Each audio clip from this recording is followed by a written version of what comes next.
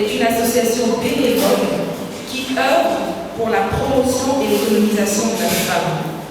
Pour ce faire, nous organisons des activités socio-économiques et éducatives afin d'optimiser le leadership féminin.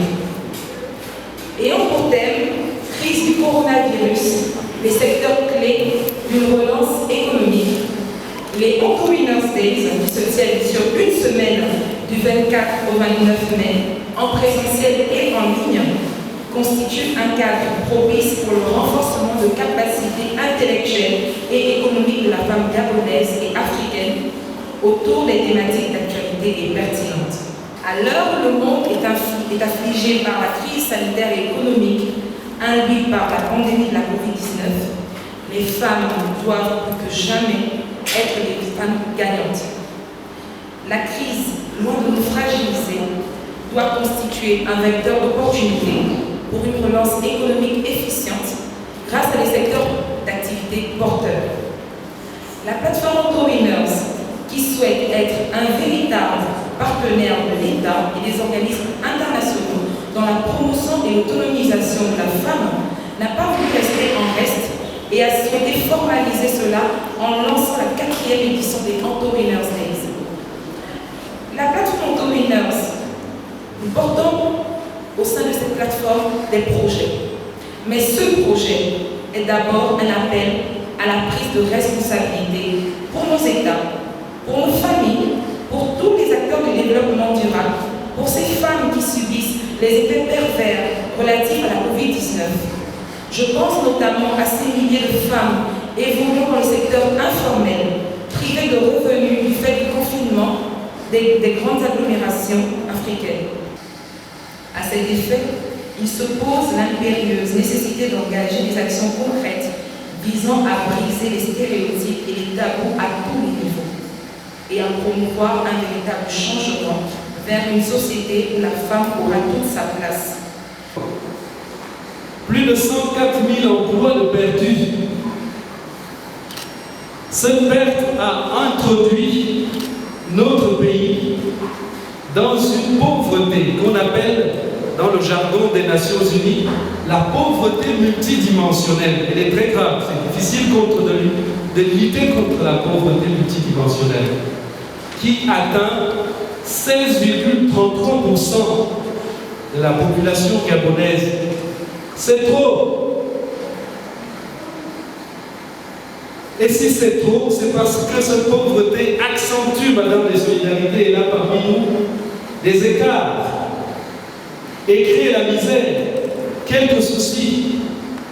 Et le fait que vous ayez choisi aujourd'hui, Madame la Présidente de la plateforme Onco Winners, de réfléchir sur cette question de la relance économique post-Covid-19 est plus que pertinent.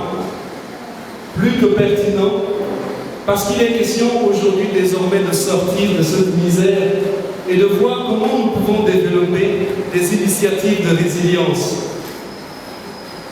Avoir cette bataille pour les initiatives résilientes, l'intégration de la femme, la place de la femme dans la reconstruction de cette économie est plus qu'innovant aussi et plus qu'important. Pourquoi? Parce que les activités des femmes qui constituent celles qui nous nourrissent au quotidien, dans le commerce, dans la petite agriculture, dans les petits métiers, etc., ont été fortement impactées dans notre pays. Et réfléchir sur ce rôle que la femme peut jouer est immense.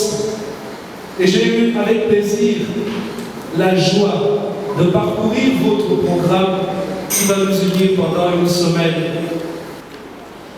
La première dynamique est celle de l'action collective dont la gouvernance est bien pour des problèmes communs. Exposée justement avec une grande pertinence par Elinor Ostrom. Dans sa thèse, l'éminente économiste américaine démontre et prouve que lorsqu'un groupe spécifique est confronté à un problème, la solution la plus efficace, j'insiste, la plus efficace au problème, ne peut pas être trouvée en dehors de ce groupe.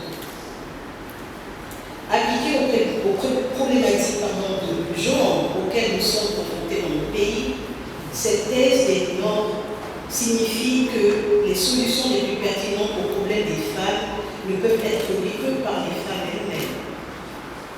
Le président Ali Bongo Ondimba l'avait compris en décrétant la décennie de la femme gabonaise 2015-2025, en appuyant avec force les initiatives de la première dame, Mme Sylvia Bongo Ondimba, et en élevant, on l'a rappelé tout à l'heure, Madame la Présidente, dans tous les mœurs, à la tête du gouvernement, une femme, Mme Rose Christiane Soutara-Banda, dans un gouvernement intégrant plusieurs femmes à des postes clés, notamment sur la justice, le travail, l'économie et les investissements, pour ne citer que cela. Et c'est dans cette philosophie que s'inscrit la stratégie du département ministériel que j'ai l'honneur de diriger. Quant à la seconde dynamique, elle a bénéficié à plus de 450 millions de pauvres dans le monde. Elle est le fruit de l'humilité et de l'intelligence prodigieuse d'une petite femme, la Benjamine de tous les prix Nobel d'économie, Esther Duflo. Dans ce qu'on peut qualifier de pragmatisme structurel, Mme Duflo explique que pour décrypter et déconstruire les mécanismes qui sous-tendent la pauvreté, il faut exercer son intelligence dans une approche expérimentale en considérant les problèmes de manière pratique sur le terrain. Le message que je voudrais donc que la composante féminine de la société civile gabonaise entende et comprenne est celui-ci. Femmes, les solutions à nos problèmes viendront de nous. Et c'est dans une intelligence collective opérationnelle que nous réussirons. Je voudrais donc dire merci au Anto Day de m'en avoir donné l'opportunité.